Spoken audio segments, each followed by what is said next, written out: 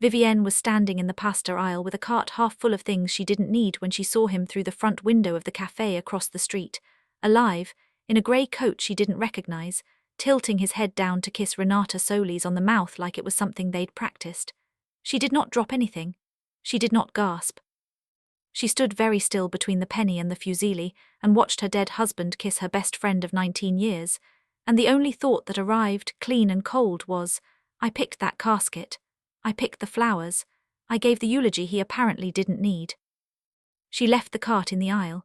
She walked out of the store without her coat, crossed the street against the light, and stood on the sidewalk close enough to hear Renata laugh at something he said, close enough to see the way his hand rested on the small of her back like it belonged there, and she did not walk in. She turned around and drove home with her hands shaking on the wheel and her husband's gravestone, sitting 11 miles away in a cemetery she'd visited every single Sunday for a year, and she thought, with a clarity that frightened her, someone is going to explain this to me in detail before I decide what happens to them. If you've ever grieved someone who turned out not to be gone at all, hit like right now, because Vivienne's next 3 weeks are going to show you exactly what a woman does with a year of grief, once she finds out it was a lie. And if you want to watch her take apart the two people who did this to her without raising her voice once, subscribe, because the ending earns it. The funeral had been 11 months and 26 days earlier, and Vivienne remembered every hour of it the way you remember a car accident, in fragments too vivid to be useful. Daniel Marchetti, 41, dead in a single-car crash on a rain-slicked overpass 2 towns over, according to the police report, according to the funeral home, according to the closed casket they'd all agreed on because the impact had been, they told her gently, not something she'd want to see.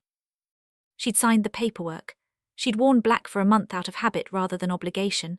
She'd let Renata move into the guest room for 6 weeks afterward because Renata had insisted, had said, I'm not letting you sit in this house alone, had brought soup and sat with her at 2 a.m. when the grief came in waves that felt like drowning, and Vivienne had thought at the time that she had never loved a friend more than she loved Renata in that year.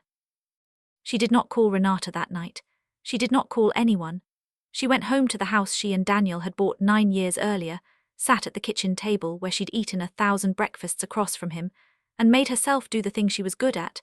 She'd spent 14 years as a claims investigator for a regional insurance carrier before switching to underwriting, and the instinct never fully left a person, the instinct to look at a story and ask what doesn't fit. What didn't fit was everything. What didn't fit was all of it retroactively, in a way that made her stomach drop each time a new piece slid into place. She didn't sleep.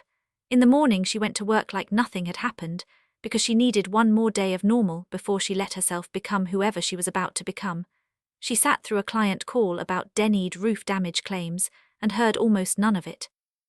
At lunch her coworker Ozzy, 28, anxious, permanently 3 coffees deep, the office's best forensic document reader and the only person Vivienne trusted with anything delicate, found her staring at her monitor without typing.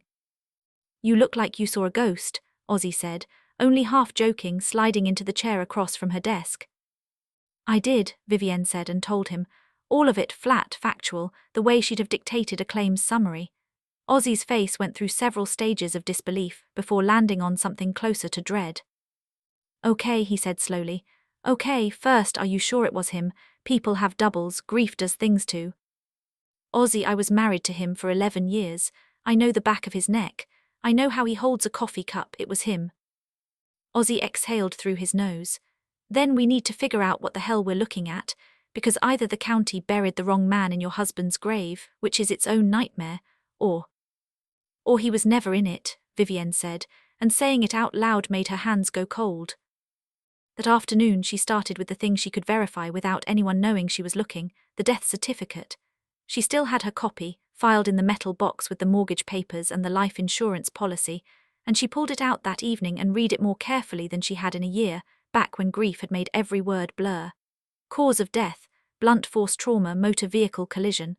Attending physician, Dr. Halloway Ray's County Medical Examiner's Office. Identification, visual confirmation by next of kin, supplemented by dental records. She stared at that line for a long time. Visual confirmation by next of kin. She had never seen the body. The casket had been closed at the funeral home's recommendation, and she had signed off on the identification based on what she'd been told, not what she'd seen, because she'd been in shock because the funeral director, a soft-spoken man named Preston Ames, had told her the impact had been too severe, that she shouldn't carry that image with her. She had trusted him completely. She had never once questioned it. That was the off detail she'd swallowed a year ago without examining, the fact that she had buried a man she never actually looked at. The next morning she called the funeral home, kept her voice steady, said she wanted to review the paperwork from Daniel's service for insurance purposes, a request common enough that no one questioned it.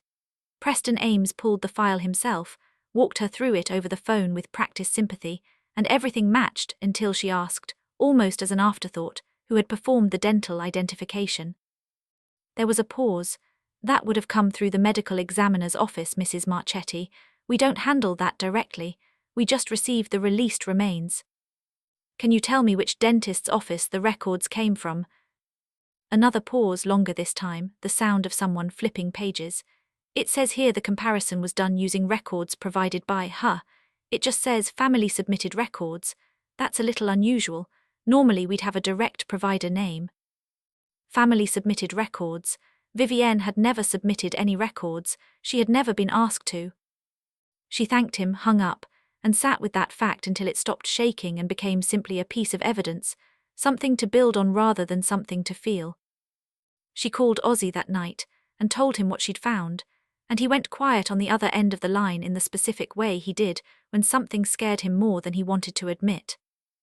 Someone submitted fake dental records, he said, or real records, someone else's real records under Daniel's name. Vivienne, that's not a mistake. That takes coordination. That takes someone inside the process. Or someone who knew exactly how to manipulate it, Vivienne said. Ozzy, I need you to help me pull something without it looking like I'm the one pulling it. What? The life insurance payout, she said.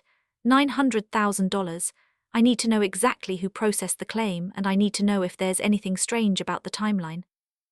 She had filed that claim herself, 10 weeks after the funeral, through the same regional carrier where she still worked, though a different division handled the payout so as to avoid any conflict, or so she'd assumed, at the time, believing the separation was a formality rather than something anyone had engineered. Ozzy, whose cousin worked adjacent to claims processing, made a few careful, deniable inquiries over the following days, the kind that wouldn't raise flags, and came back to her on a Thursday with a face like he hadn't slept. The policy was increased 4 months before the accident, he said, sitting across from her at a diner 2 towns over, chosen specifically because neither of them would run into anyone they knew. From 200,000 to 900,000, approved faster than usual actually for that size of an increase, signed off by an underwriter named Corey Palladino. Vivienne's stomach turned. She knew that name. Not intimately, a colleague from 2 floors up, someone she'd nodded to in the elevator, someone Daniel had met exactly twice at office holiday parties, someone who, she now remembered with sudden unwelcome clarity, had been unusually kind to her in the weeks after the funeral, had sent flowers, had checked in more than professional courtesy required. He processed the increase, she said slowly, and then he processed my claim. He wasn't supposed to touch both, Ozzy said. That's the part that should have flagged internally, and either it didn't or someone made sure it didn't.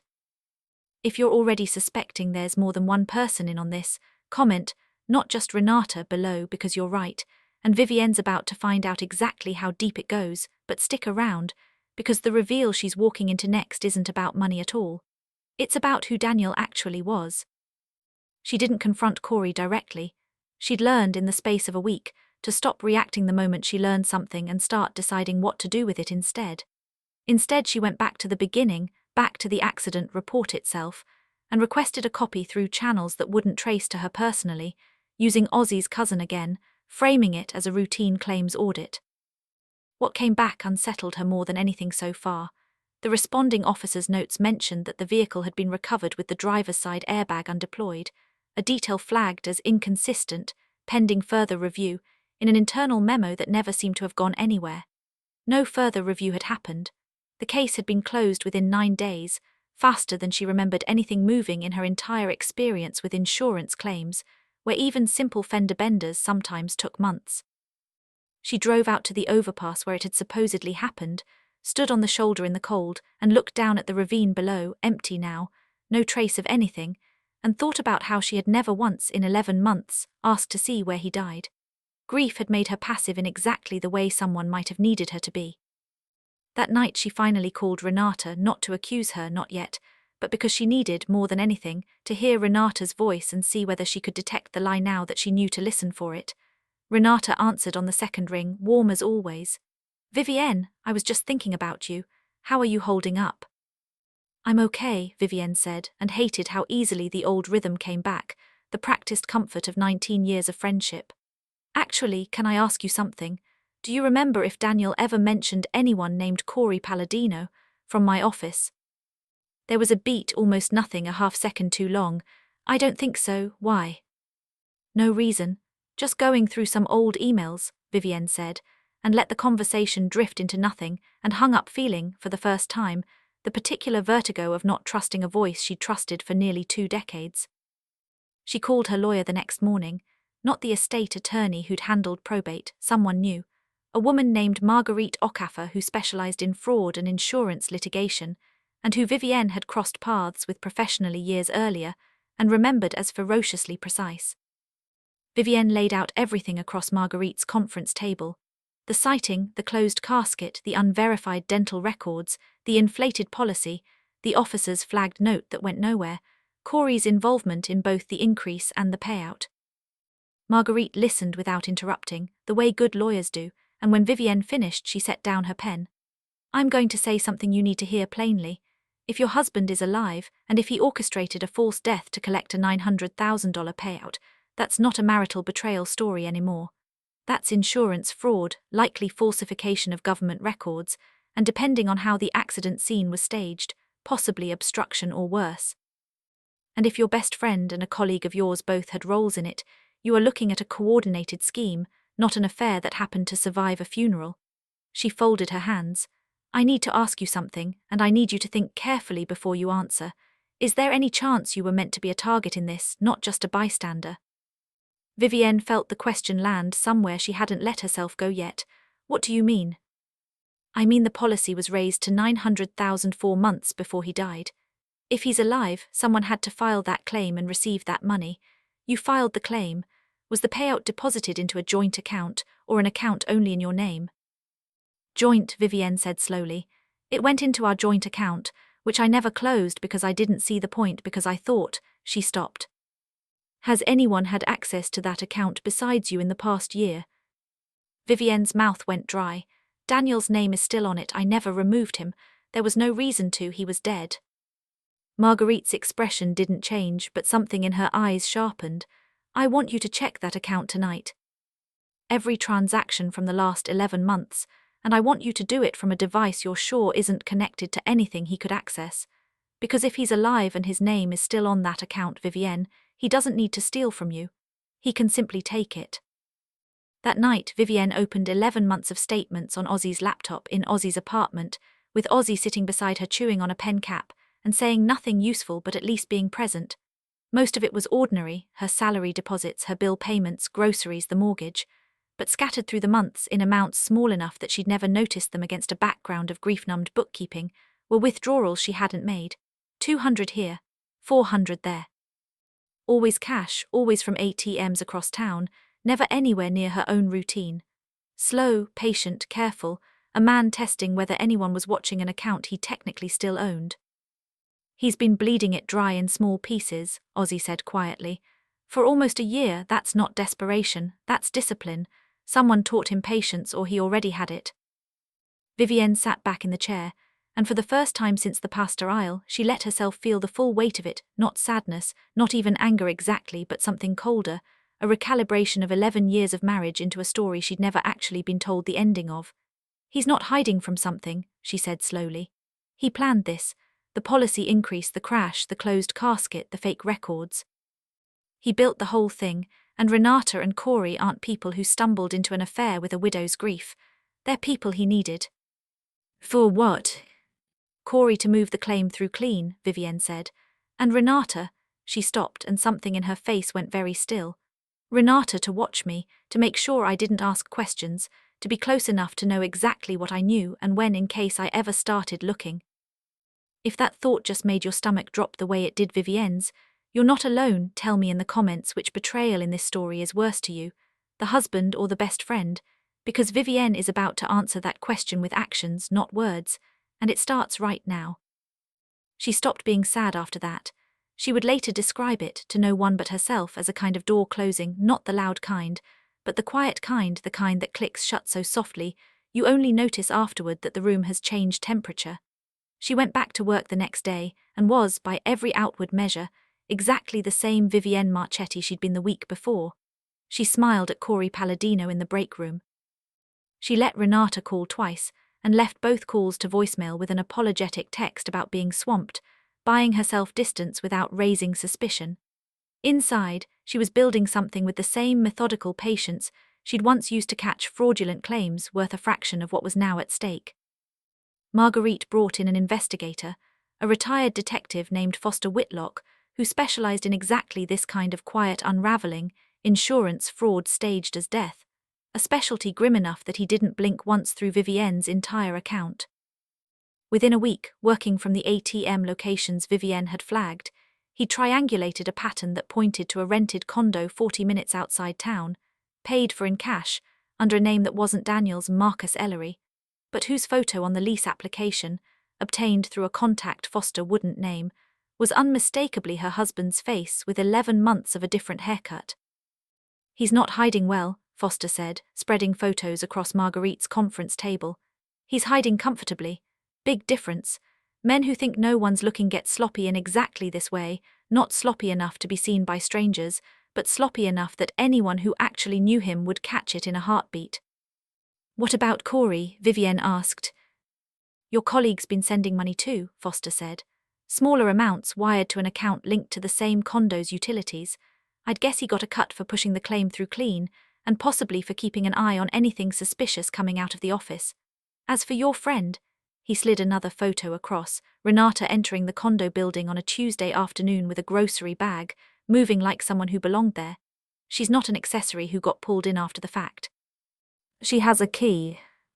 Vivienne looked at the photo for a long moment, feeling almost nothing, which frightened her more than feeling everything would have. "I want to set a trap," she said. "Not a confrontation.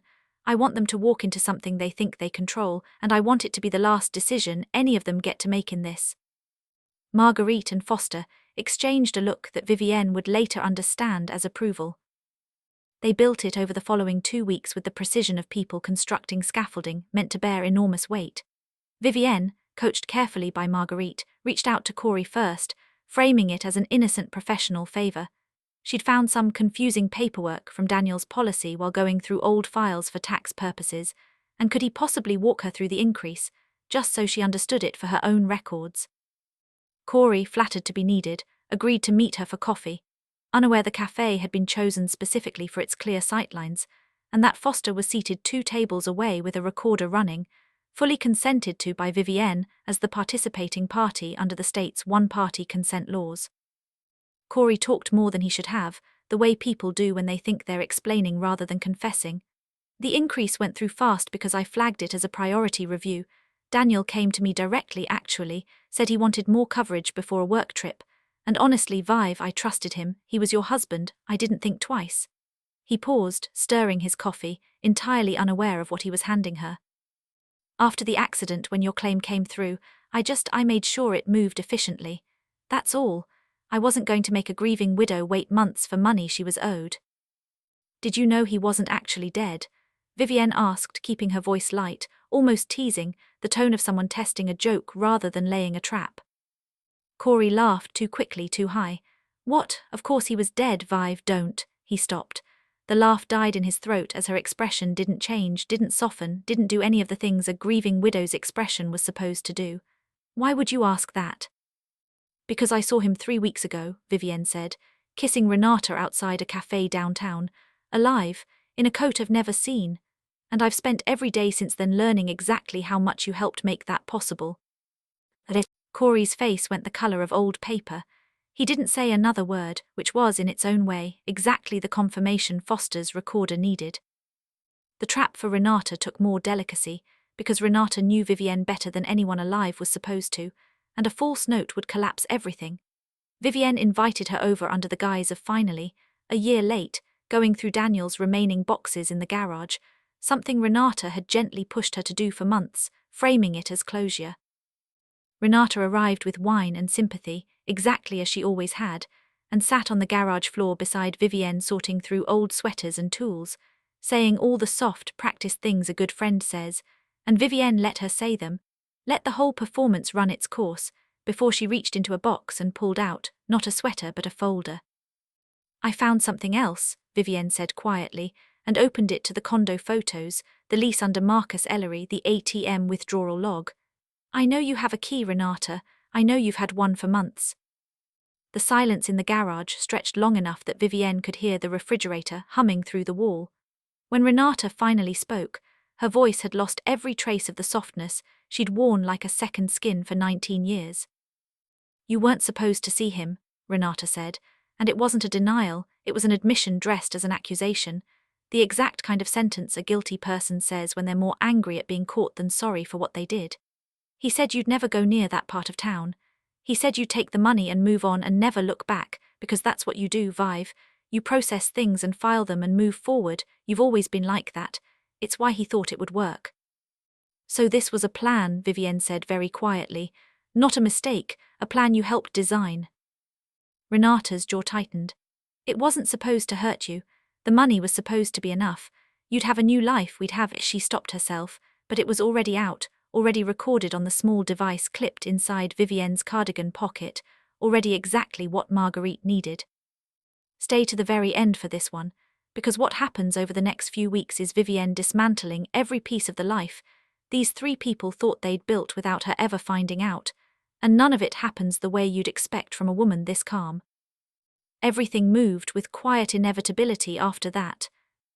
Marguerite filed a civil fraud action against Daniel, Renata and Corey jointly, while simultaneously turning the recordings and Foster's documentation over to the district attorney's office, whose fraud division moved with unusual speed once they understood the scale: staged death, falsified county identification records, insurance fraud exceeding federal reporting thresholds, and enough documented statements to make any defense difficult to mount.